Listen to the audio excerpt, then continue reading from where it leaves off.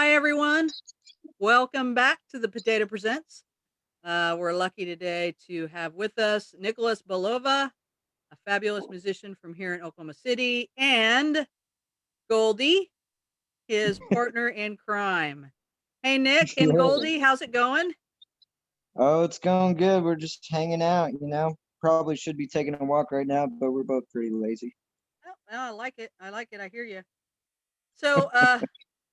So Nick has been kind enough. Nicholas has been kind enough to allow me to pick his brain a little bit about his background and his music and kind of what he's up to these days. So, Nicholas, you have a super interesting story, which I didn't even know. I mean, I've known you for over 10 years, and come to find out that you're from Russia. I mean, tell me a little bit about that story. Well, I'm actually a Russian spy. I try and keep it a secret. No, I'm kidding. Um, so I I was born in Russia in 1990, Koganova, to gypsy parents, and gypsies in Russia are not.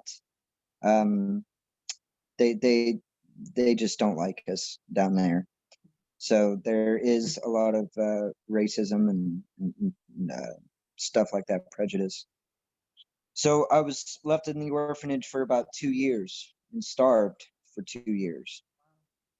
At the age of two, I only weighed 10 pounds. Oh my God. Um, and then, you know, glory to God, I had someone amazing, Lisa Catherine Despain, my adopted mother, adopted me when I was 2 years old, and she saved my life. Wow. And it's kind of that, like, when that phrase "rags to riches." I mean, like, we're obviously not rich or anything, but rags to Oh, relative, good food isn't on it? the table. Yeah, it's definitely better than what my life could have been. Right, right. But am I boring you, Goldie? Is that you? Just She doesn't even seem Screw you, interested in Goldie. it. This is interesting to me, even if you've heard This of it. is Yeah, come on.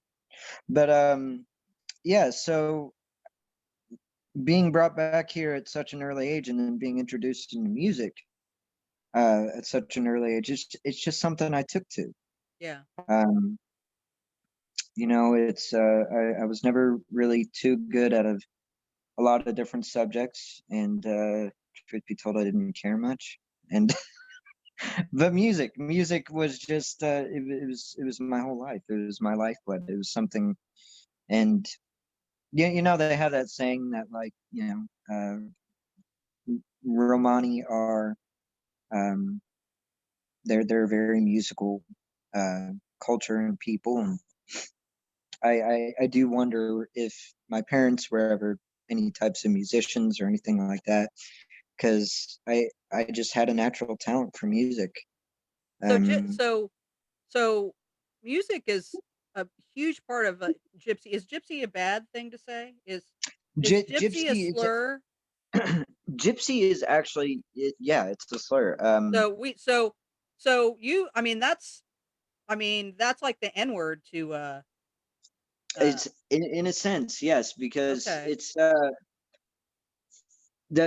phrase, "I got gypped," right?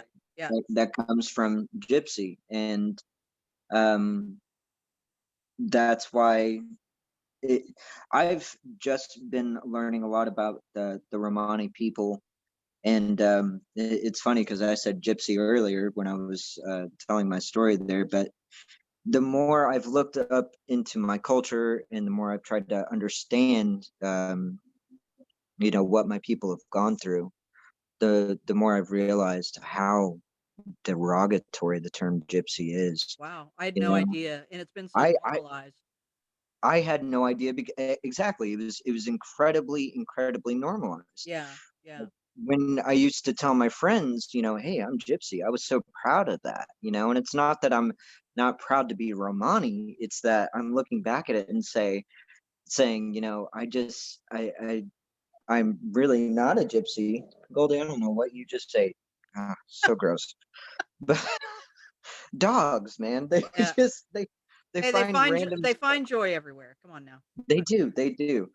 Yeah. But yeah, so being I what the I guess the correct term for me is Ruska Romani. There are different types of Roma. There are Roma Michael from I don't even know if I'm saying that right, but there are ethnic groups from England, Ireland, just everywhere, and it's you'll if you want to go down that rabbit hole, trust me, it'll take you it'll Wow, that's take you real pretty interesting. deep. I mean, it's, it's super interesting. It's definitely, I think as a result of this conversation, kind of in that zone of interest for me. More than likely, I'll read a book about it, or even a novel, a historical novel or something related And to it. there's also some really cool links I can send you to that I've just been looking over. I mean, it's just really informative stuff. Like the second I think I know something about my culture, it's like, no, you read that wrong. You didn't understand it. There's so many different Wow. um there's just different facets to Yeah. all of it. It's really cool.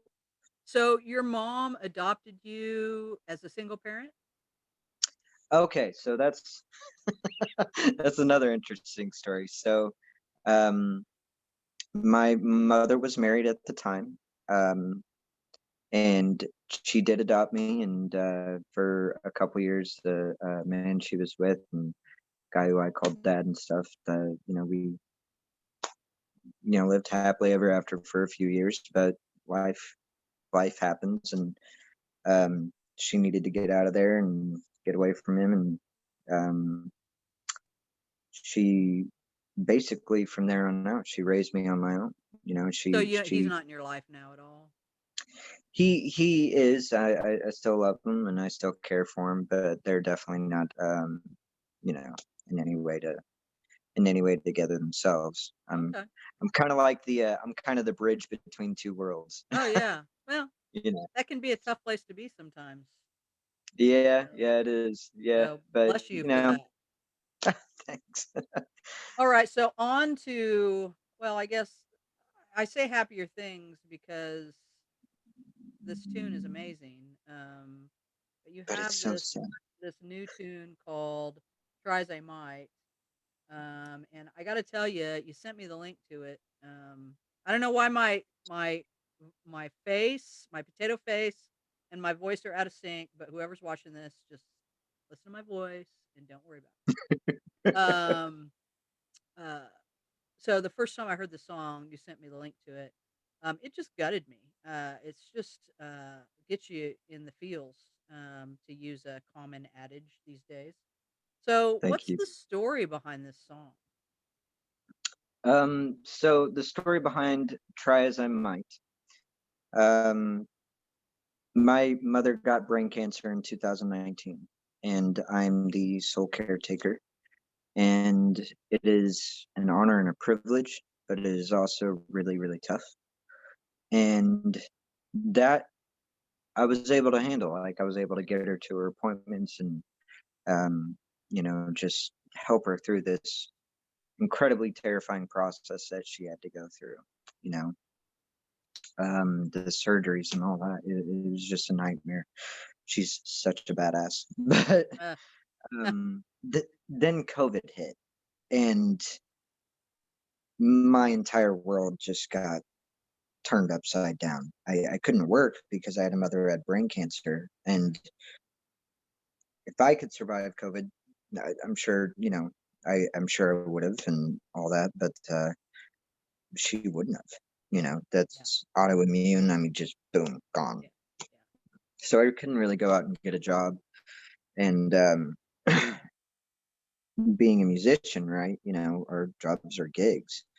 No one was hiring. The bars were closing early, and it was just like, it's damned if I do, damned if I don't. And so I started writing this song, and um, especially with the COVID situation, that's the play in words. In the first verse, I say, "My strength is running thin. It's getting harder and harder to breathe."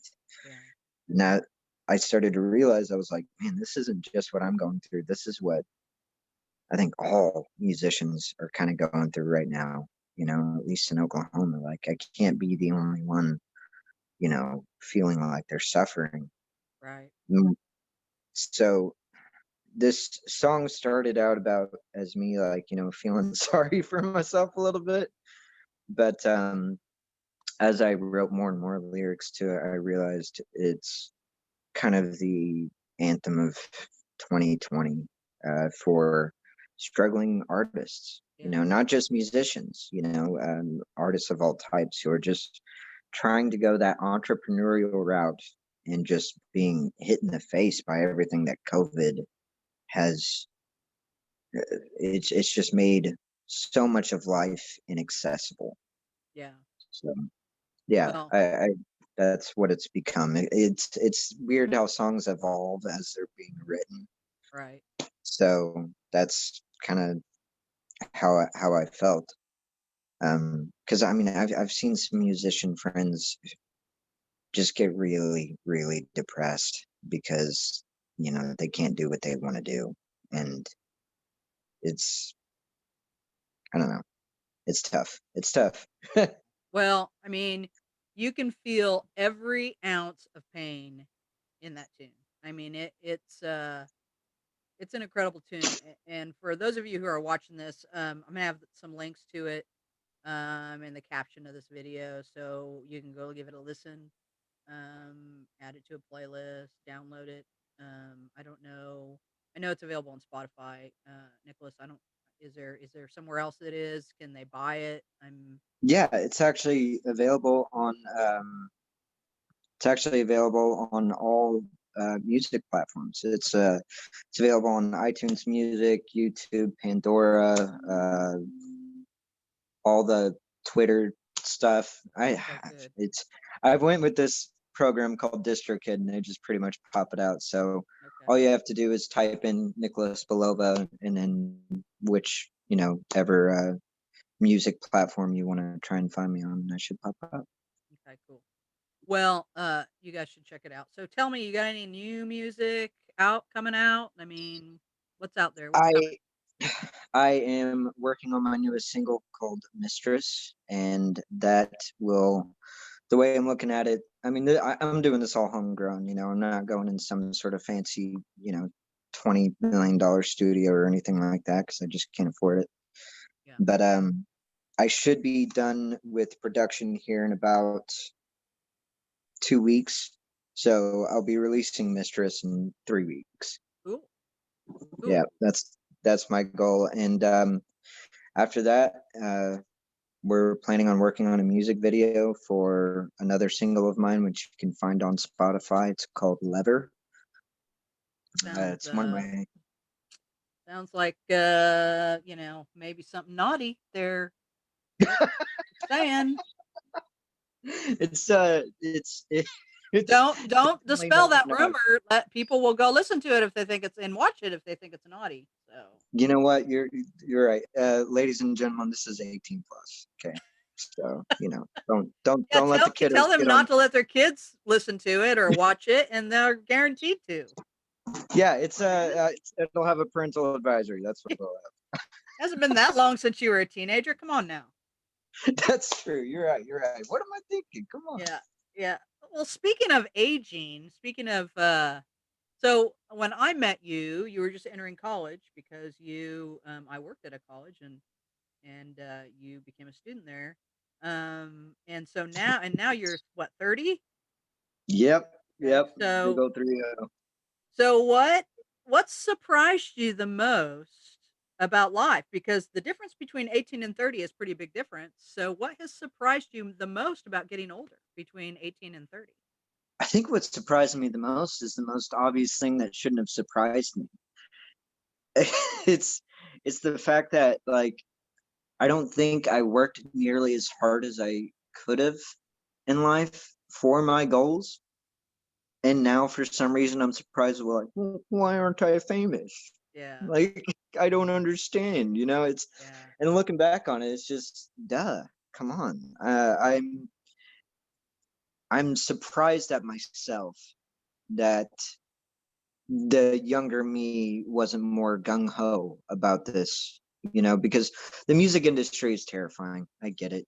It's It's definitely not for the weak of, faint of heart. Right, You right, have to keep grinding. You have to keep pushing. You have to be your own biggest fan right. starting as an artist. Yeah, And I didn't really put in, I put in my 10,000 hours, that's for sure. I've been doing this my entire life, but I feel like I could have just gone an extra mile, you know? yeah. And, I'm surprised how quickly the time has gone by now that I'm 30. That's the weirdest part. You know, I I don't I don't know if I ever told you this back then, but I know I told a bunch of other students this back then that and they would never believe me, and I would tell them, "Listen, your life will never be as simple as it is right now. so Doesn't get simpler than it is right now for you as a college student." And that's the time to try the things and do the big, do the big things, the traveling and all of that because the older you yeah. get, the more encumbrances we have. Good Oh my encumbrances. god, it's so true. Yes, yes, but I mean, not necessarily bad encumbrances, but the more responsibilities we pick up, the more encumbrances we have, the harder it is to make those decisions, and the right. less simple our life is.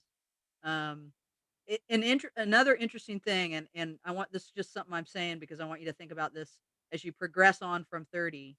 The thing that surprised me the most about getting older is that I don't think of myself as older. My mind is I may be wiser, I may make better judgments, but the same things that I found wondrous when I was 18, I still find wondrous. I still think of myself. I still get excited about things. I still want to try new things. To me, I am not 54 years old. I am still the exact same person.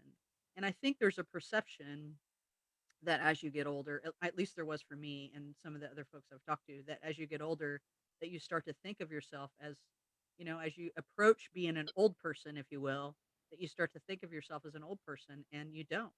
You're you're you're just the same person, and I mean, it gets better. I think spiritually and mentally and emotionally, it gets better.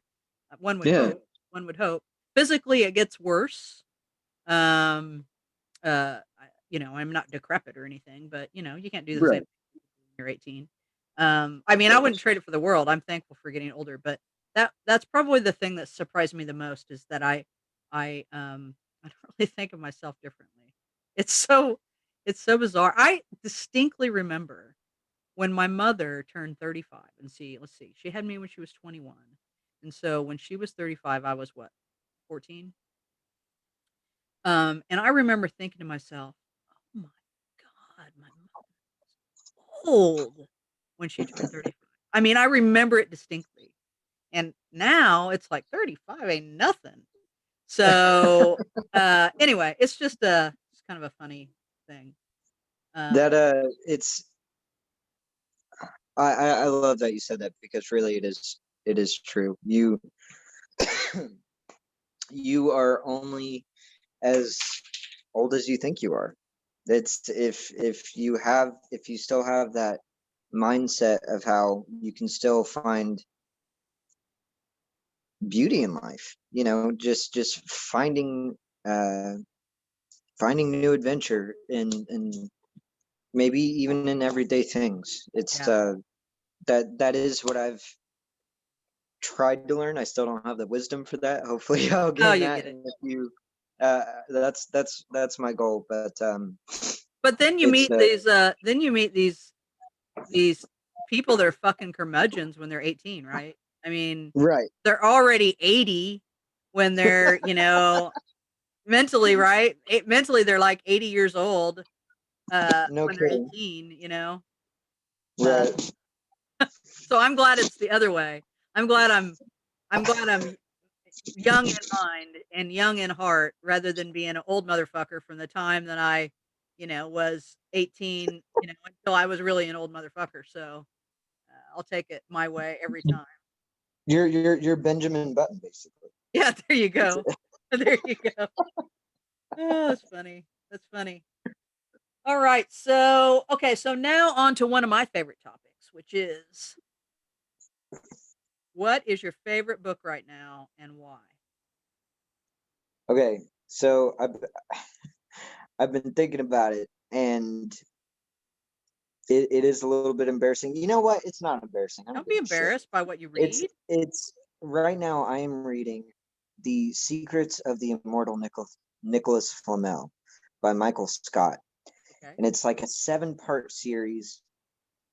I think it's 7 parts, and it just focuses on uh how there are like it's a fantasy novel, and it focuses on like magic, ley lines, uh uh elder races, very cool fantasy stuff. And it specifically focuses on like auras and uh the ability to pull out magic. And I think the coolest part about it is the fact that you can read this and almost make it seem real to you in your head, because it actually takes famous characters from real life. Um, Dr. John Dee, Nicholas Flamel, Paranel Flamel. It's got Gilgamesh in it. It's got Genghis Khan. It's just a fun series, and it's a really, really cool fantasy novel. And that's what I've been reading right So why are now. you embarrassed about that? It sounds interesting. It's because it's like, it's like one of those almost high school books or kids books. But the further that I've read into the series, it's actually really not. I mean, there's some pretty dark shit. Like, Well, there's listen, you know what? Even if it was like a high school book, this is my thing. I do not judge people on what they read. Now, I mean, I would question you if you were like reading Mein Kampf or something, but um, we especially probably, me. if that was what you read for fun, we probably wouldn't, be hanging together. But Oh man. I, uh, I always tell people they should never be because there are a lot of literary snobs, and that's just kind of another example of someone taking something and that here's a group of people that love to read, and I'm going to beat the shit out of you because I don't think what you read is good enough. Um, Yeah, that's bullshit. So I'm just glad you're reading, and I'm going to look it up. And I've thought it's about really I have a little uh we have a little I have a little bookshop online where I keep track of what I read every year. And I do every Friday, I do a thing called on my book nerd blog.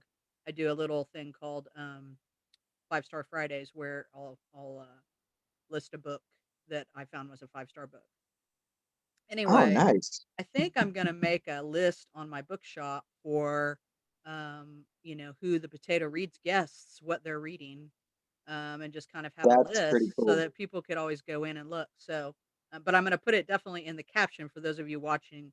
I'll put information on this and I'll put a link that goes directly to that list when I put this up. So, if you guys are interested, you can go in and check. Now that link will go to your book It'll club, go to right? my bookshop. It'll go to that list of this. This will be one of the books on it, and it'll go to my bookshop. I always tell people, look, if you want to buy a book from my bookshop, you can. But if you want to just see the list, just use it as a resource. Right. Go to my bookshop. You can see all the lists. You can see my 2021 reads so far, what I've read so far this year. I've got some favorite children's books. Some of the potato read stuff is on there for the children's books. Um, I do this empowerment book club thing every month where every month I buy 2 books. Like this next month, April will Oh be wow, LGBTQ plus authors. So I buy that's 2 awesome. books from authors from a LGBTQ plus owned bookstore. Last month it was Latinx. The month before it was women. The month before it was African American. So anyway, so I have a list related to diversity. So people could just go there, and I don't make hardly any money off of that bookshop, so I don't really care about that. But there's an opportunity for people to go use it as a resource. So that would be I definitely want to check that out, because especially um I think that's something a lot of us younger Americans need to start working on, finding books that are, focusing on diversity in different ethnic groups and cultural backgrounds and yeah. socioeconomical beliefs. And I mean, some of it's them are novels and some of them are nonfiction. I just got done reading right. Caste. Cass, The Origin of Our Discontents by Isabel Wilkerson, and that is an amazing book, an incredible book. Okay, hold on. Um, I'm sorry. Caste, like CASTE. Caste. Yeah, it talks about the caste system in the United States, and it actually contrasts it with India and with Nazi Germany. So it's a fascinating read, and the way I read a lot of those books, the nonfictions, the ones that really I want to percolate on, is I'll just read a chapter a day, and that way I'm not rushing through it. I just read a chapter a day, and that way I can kind of ponder it and think about it, and if I want to look So it into it, doesn't I can. kind of overwhelm the mind Yeah, because, yeah, I get that. I I struggle get with that. really dry reads too. I Sure. like stuff that's anecdotal, and that's one of the things I like about Cast is that she uses anecdotes to introduce the information. She's a journalist, so it's all. I mean, the whole. She's got all of her sources there and everything, so it's What's really her well what's her name researched. again? Isabel Wilkerson. Isabel Wilkerson. She Okay. uh she was a columnist for, I want to say, for the Times, for New York Times as well. May still, Right. I don't know, but it's a great read. Anyway, enough about enough about me. What's your favorite movie right now? This is my mom. Hi, Mom. What am I looking at? You're looking at the potato talks. Hi. Hi. First Where, time a where potato. First time is a that the potato lady? has said hi. I'm sure. Wow. Well, I like your lipstick. Thank you. Thank you. Oh my That's the gosh. first time I've ever gotten that compliment. She's getting no explanation of what's happening right now. That's funny. That's funny. So what's your favorite movie right now and why? Okay, favorite movie. So my favorite movie right now is definitely Road to Perdition. Okay. And it's an older movie. It's got Tom Hanks. Can't remember the kid actor who it was, but he's pretty famous too. And I believe it even has Jude Law in it Okay. as the antagonist. It's an old mafia movie, and it's set in like uh, the 1930s and 40s, and like how this kid goes on the run with his father, um, who's basically a mafioso. And I ain't giving no spoilers away because everyone needs to watch this movie if you haven't seen it. The music score is just phenomenal. Okay. It's from start to finish, the music score is just phenomenal. And I know all my music friends are gonna slap me on the wrist because I can't remember exactly who composed it, but he's very, very famous. I remember that. And I also remember that I should know his name. That's all right. But Everyone can look it anyhow, up if they really want to know. yes, it's just the acting's great and the music. I watched it again last night and I've probably seen it 20 times and Wow. it's still just my favorite movie. Wow. But yeah. I do have to ask you one question though. Like Okay. what's your favorite movie right now? Ugh. To be honest, I'm not a huge movie person. I do like Not a to big watch movie. them. I read more than I watch movies. But let That's me awesome. see. I mean, I own some. I mean, if I so I don't it's hard for me to say a favorite because it depends on the mood, but one of my all-time favorite movies of all time is The Sound of Music, and that's because I always had a crush Of on Julie course. Andrews. And but I really, really, really love, as depressing as it was, but I really love the movie The Pianist. With It Adrian is Brody? yeah, Yeah. That's Poland during the Nazi regime. yes. Um, I love that movie. Then there's another one, shit, that was, hold on a second. What's it called? It's something having to do with time, and it's amazing. Um, Is it a newer one? yeah, it's a couple years old. In Time? I think hold on. Let me look it up. I'll know if I look at the picture of it. Is it about the family? Oh no, that's not it. No, that's Justin Timberlake. Oh, that was a pretty good movie. It was is it called Once Upon a Time? It's British. Right. Um anyway, it'll come to me. I'll let you answer your last question while I'm trying to think of it. Wait a minute. Is it about that movie where it's that redheaded Yes. British kid? It's Yes. about time. About time. I think About that's what it's Time. called. I Dude, I think so. love that movie. If I'm It- thinking of a real current movie, that movie is powerful. and it's got his Yeah, that's dad. totally it. That's totally it. I just looked it up and Yeah, that's totally it. yeah. His dad Love is that movie. Bill Nye or what's his name? I love that movie. Yeah, it's an incredible movie and actually someone told me about it. A friend of mine told me about it and said, "Oh, you need to watch this movie." And I did um and thought it was fabulous. I watched a really recent movie called Uncle Frank. It was also really good. But I mean, those are good for different ways. I love, but that About Time, I thought it was real powerful film. So, but I read I a thought lot more than I watch movies. Um, that's something I need to start doing myself. You've kind of inspired me to, because I mean, again, I am reading this book, but it's more light reading, and I'm well, thinking I to mean, myself a lot. there's nothing wrong with light reading. I mean, Yeah, but I just think it's so healthy to read, like become an avid reader, because I used to be, yeah. Well, and it's it's not. interesting. I didn't know this until really recently, but so let me just ask you this question. So when you read, Mhm. can you picture things in your head? Can you Oh, picture? absolutely. Okay. Do you Yeah. know that there are people that can't? Really? Yeah, it's like 12% of the population sees nothing in their No, head. They have no way. no visuals. I know, isn't that amazing? I mean, it Whoa. blew me away when I found that out. That no, that's I It can't not imagine. right? It's I mean, it's like saying, visualize a pink elephant in the room, and yeah, they then can't. They don't have that. whoa, Dude, they don't have that ability. I I read an article on it and it just blew me away, and then I started reading up on it, and then there were people that were finding out that people could visualize, and they were like, "Oh my god, do you know that people?" And I mean, so you know what? I can understand those people enjoying movies more than books, right? right?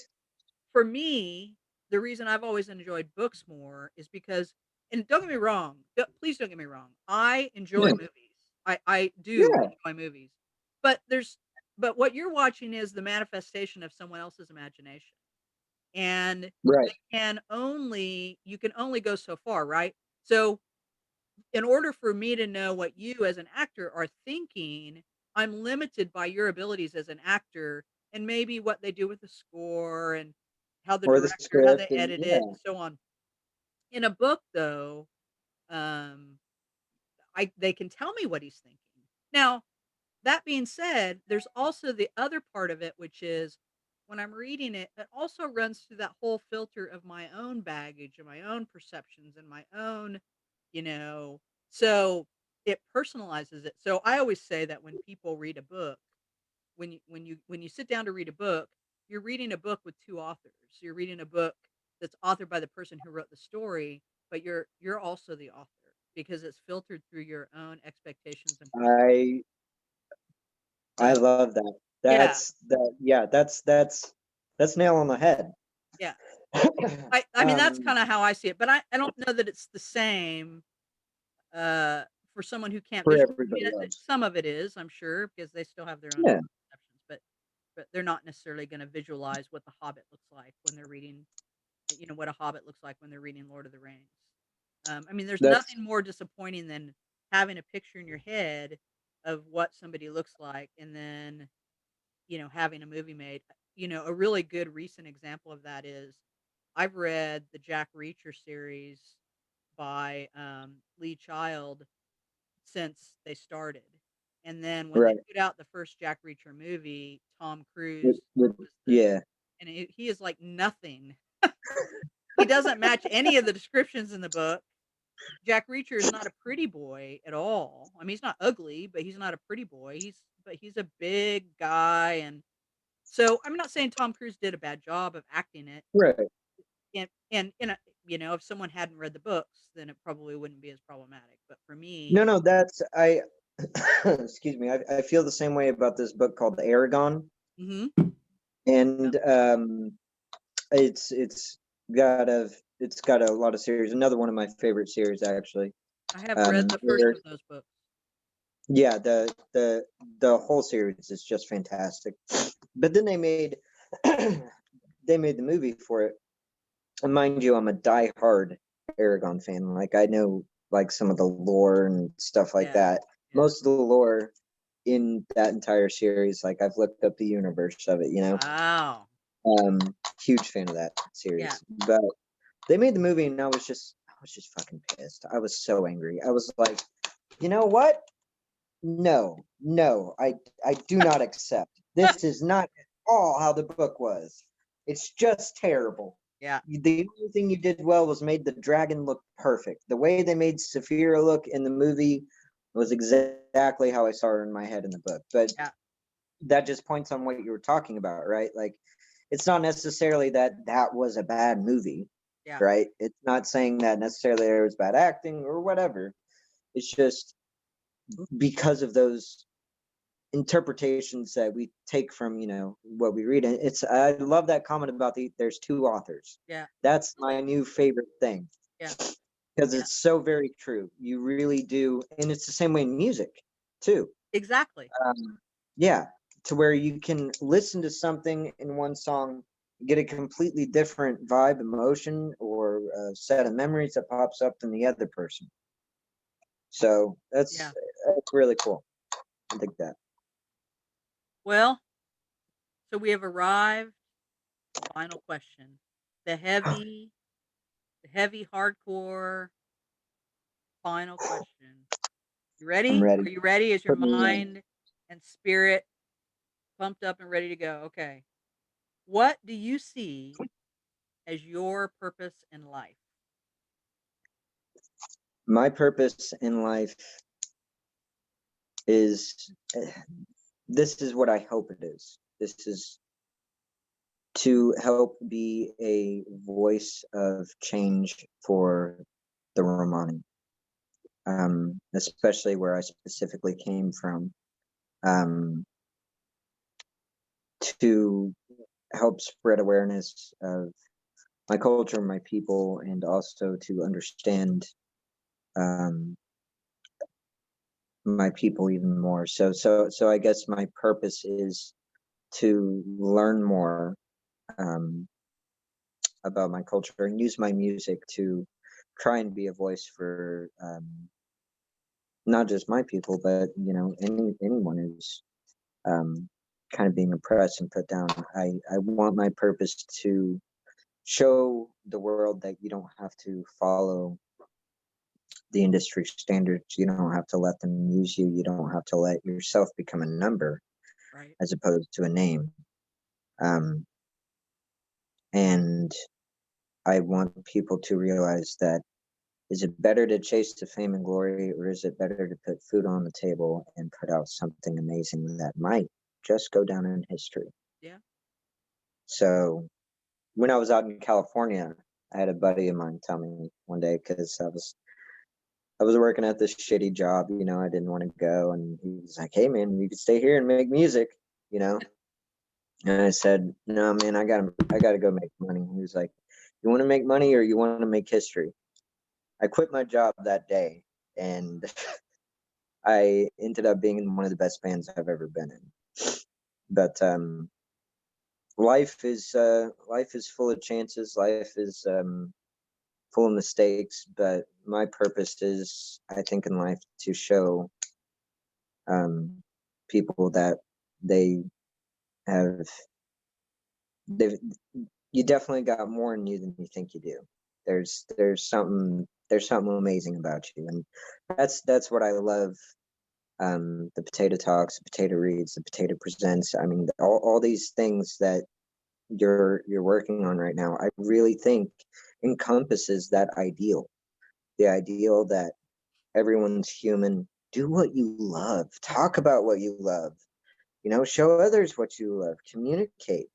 Only Um, get one life, man. You only get one life. one. That's it. That's it. One And life. unless you're like a jellyfish or something, because I heard those are pretty much immortal. But if you're I am not a not a jellyfish, jellyfish. Given the you're opportunity to interview a jellyfish, if I could find one that speaks English, I will totally talk to him or her. Or are they gendered? I Uh, just see that. That's what I don't know. yeah, I don't know. I will talk to them. Let me know. Um, Let me know. I'm yeah, curious. if I find out, if I have the opportunity, dude, I'm planning on going to California in the which is where I'm from, but I'm planning on going back in the fall for vacation, and Nice. so There's I'll jellyfish look out into there. it while I'm there, see if I can get an Yeah, interview. just talk to one. I've heard they're pretty stingy. There's a play on words in there for Do you mean stingy or do you mean stingy? they'll never get to know. They'll never get to know. That's the Ah, beauty of it. ah. All right. Thank Well, you. Nicholas Thank you. Belova, thank you so much for being here on the Potato Presents. Y'all who are watching, listen, check out his tunes. I'm gonna have some links here. There's links in the caption for you to listen to his music. For sure, the tune "Try as I Might" is an Thank you. incredible tune. Thank you. Also, if you look at the link for the website for the Potato Reads, and I'll also include here in the caption a link to the books that our guests on the Potato Reads are reading. I'll include a Potato Reads list so that y'all Yeah. check out what our guests are listening to, or excuse me, are reading. So anyway, thanks again, Nicholas. Hopefully, maybe we can have you on again, maybe in a year or something. We can say we can do a Yeah, where. just give me a year. Let me get this going. I'm working on it. Right now, I look out like a homeless guy stole someone's nice shirt. But Yeah, we'll do the Romani 1 year later. Uh, yes, so yes, that's what I want. cool. Hopefully, you'll be able to do a Zoom meeting with me when I'm in my hometown in Russia or something. That'd be pretty Okay, cool. cool. Thanks again, Nicholas, and for all the rest of you guys, we'll see you next time on the Potato Presents.